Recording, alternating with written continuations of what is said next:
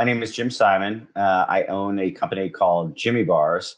We're based in Chicago, although I'm based in Arizona. We're a remote company, so our folks are based all over the place. We manufacture in Elk Grove Village, Illinois, which is a suburb of Chicago, formed in 2014 by my sister and I. She's a classically trained chef. I'm an entrepreneur, and we started as sort of a kind of a fun little weekend thing, and it ended up being a real company, and now we're global and in about 15,000 locations. JiMMY Bar produces both protein bars, keto bars, functional bars, as well as we're getting involved in other products. Right now, we make a dessert cup, which is keto friendly. It's the first to market anywhere in the world. It's kind of like this rich icing, fudgy thing. It tastes amazing. And we just launched that. And we're sort of trying to be more of a snack company and less of just a bar company. There's a whole lot of bar companies out there, but bars are a great platform to produce other products. So next product might be, believe it or not, frozen pizza we're working on, and which we might need almond crust for, by the way. And we're just trying a lot of different things, but we've got such a nice balance of retailers and direct-to-consumer clients that as long as our name is on it, we think they would give us a try. My journey has been interesting and painful and fun, just like every entrepreneur. But I was in technology, and it was really interesting. But when you're dealing with data, for example, you can't touch it. It's not a tangible product, and so I wanted my next gig I wanted to start my own company because I had started a few in the past, and I kind of missed it. And then B, I wanted it to be with a tangible product, specifically food, because it's something I've never built a consumer packaged goods brand before. I always kind of wanted to. And I was looking at everything from, I wanted it to be healthy because I wanted it to be sort of have a halo effect. And I was looking at healthy ice cream, healthy this, healthy that. And so I asked my sister if she wanted to do something together. She said, great. She's a restaurateur and a chef, and she was in the process of selling a restaurant, wanted to try something new. So we just went down in our kitchen at a restaurant, started making stuff, and we came up with this date-based bar that was kind of good. And then we thought, would it be good for cookies and so on? And this is when bars were absolutely blowing up in 2012, 13, 14, 15. And so we gave it a shot. I didn't know what I was doing. Definitely not on the manufacturing side. We had hired a co-packer to manufacture for us, which is very common. And then we came out with the brand, and I emailed my friends and family, said, what should we call the company? I wanted it to be called the Easy Bar because it was just 5 ingredients. It was very basic. But my 8-year-old niece said, call it the Uncle Dummy Bar, because she calls me Uncle Dummy, which is flattering.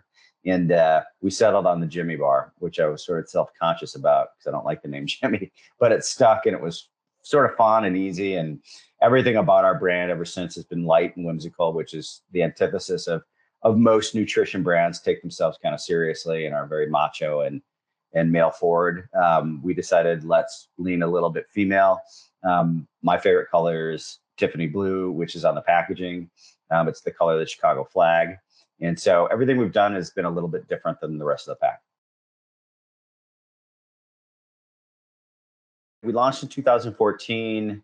In 2017, we started self-manufacturing. We opened our own manufacturing plant because we just couldn't find anybody to make product that had the heart and care that we do. And then around then, we shifted from kind of a low protein snack bar into a high protein, low sugar bar. More and more data has come out how awful sugar is on our diet. Americans eat it like no one else. So we wanted to come up with a bar that's very, very low sugar, very high protein, fills you up, and accommodates people who are trying to lose weight and trying to eat a little bit healthier lifestyle, et cetera. And then from there, we pivoted into what's now called functional. We were the first company to use the word functional on the food side. So we're kind of innovators there, meaning every single product we make, bars, pizza, dessert cups, whatever, has some type of functional benefit or more functional ingredients that could be good for you. So for example, turmeric, a lot of people put turmeric in their coffee. Athletes use turmeric as a like a muscle, relieves muscle pain. Collagen for hair, skin, nails. A lot of people are eating caffeine in their food now as opposed to coffee because it's a little easier on your stomach. So a few of our bars are caffeinated. And then keto. So we just wanted every bar to have a purpose because we figured out that after just face-to-face in trade shows and kind of our younger employees that millennials and so on eat for purpose. And so that's when we went to functional. And then from there, our entire platform is focusing on functional snacks, which is really catching on. If you think about it, functional beverages have been around for 50 years, with Gatorade. But on the food side, you're eating something because you're hungry or you're bored or whatever. But people now eat for a specific purpose to feel a certain way.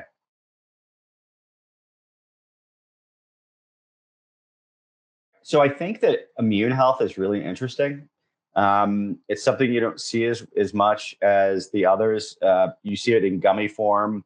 You see it in liquid form. You don't see it in food much. We came out with an immune bar that has 300% of your vitamin C in one bar, one small bar. And that's done quite well. And it's actually in American Airlines right now, which is awesome. So I think immune health is going to be big, especially with COVID, for God's sakes. Immune health, I think keto has a lot more runway. I think you're going to see more keto products. Call it keto, low carb, whatever. Just you're going to see a lot of more low sugar products. There's a lot more low sugar or zero sugar products than there were 10 years ago. But you'll see whole sections in grocery stores right now. Right now, when you want to go low sugar, you sort of have to scavenger hunt, your local Kroger or whatever to find stuff. I think that it'll be probably at like a 12-foot planogram in most grocery stores. So we really like that a lot. I also think Calm, people, half the country, or no, I think it's like a third of the country has some type of anxiety, or at some point in time you feel some anxiety. There's got to be something other than drinking a glass of wine to calm yourself down, something a little healthier than that. So I think you'll see a lot more products out there for calm. And then lastly, stomach health. You're starting to see a lot of pre and postbiotics that are becoming more popular. Unfortunately, they don't always taste great and they always have to be refrigerated. I think you'll see more shelf-stable pro and prebiotics.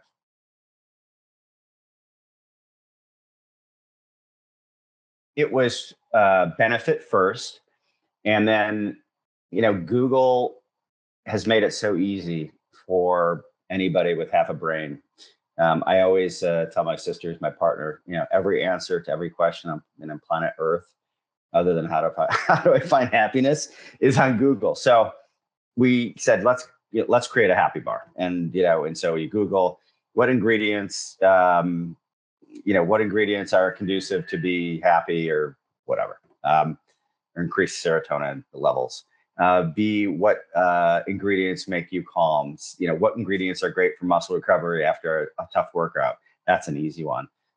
What ingredients are bad to eat at night? What ingredients are good to eat at night? It's really easy. And luckily for you guys, almonds are a big part of the good stuff, right? And you guys are kind of on the right side of history. It's so easy to just, if you're creative, to come up with the ingredients and then craft a bar. Now we're a little bit lucky because, I've got 2 chefs on staff. And so I can say, okay, Osceola cherry, mango, orange, almond butter, blah, blah, blah, put that together and make it taste good. And that was our immune bar.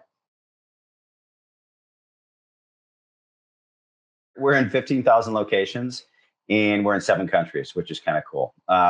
So we're really big in Australia, even though I've never even been there, but we're in every Costco in Australia. We're in a few countries in the EU. We're in Chile, believe it or not, 500 stores in Chile. And then in the United States, Sam's Clubs. We are going into 2,000 Walmarts here shortly. We're in a lot of regional groceries like Ingles and Bristol Farms and Meyer stores. And then we are in 2,000 Aldi's through private label, Kroger. We're kind of dipping and dabbing about everywhere. We do a lot in C-store. So we're in Wawa and Circle K around the country, Plaid Pantry on the West Coast, Cumberland Farms on the East Coast. So lots of different places you can find us. But where a lot of people have been going lately is Amazon and JiMMYBars.com. So you can find us anywhere. And actually, iHerb.com is an international site for sports nutrition. So if you're sitting in your hotel in Paris and you crave a JiMMY bar, you can get one. With social media, like every other smaller brand, you sort of fake it till you make it and you figure it out as you're going, right? So what happened 5 years ago is everyone became an influencer. And so we said, okay, we got to do this influencing thing. So what we did was we did it by keyword. So, keto, functional. And then we also did not famous athletes like, Shaq or something, but we'd find local athletes and send them free stuff. In exchange, they make posts about us.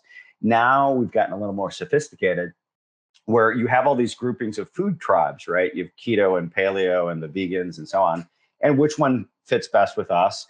And then you've got macabre, this is probably my favorite, retail food tribers, which is, we work with a lot of Sam's Club influencers, like they love Sam's Club or they really love Walmart. And all they do is blog about Walmart and Sam's Club products, whether it be food or Band-Aids or whatever. That's what they like to talk about. So we like to work with those people too, get free samples to them, and then let them sample it, on Instagram or TikTok or whatever. That's been very successful for us. But the key for us is we got to get it in people's mouths. We got to get them to try the product, because we think if they try the product, they'll like it.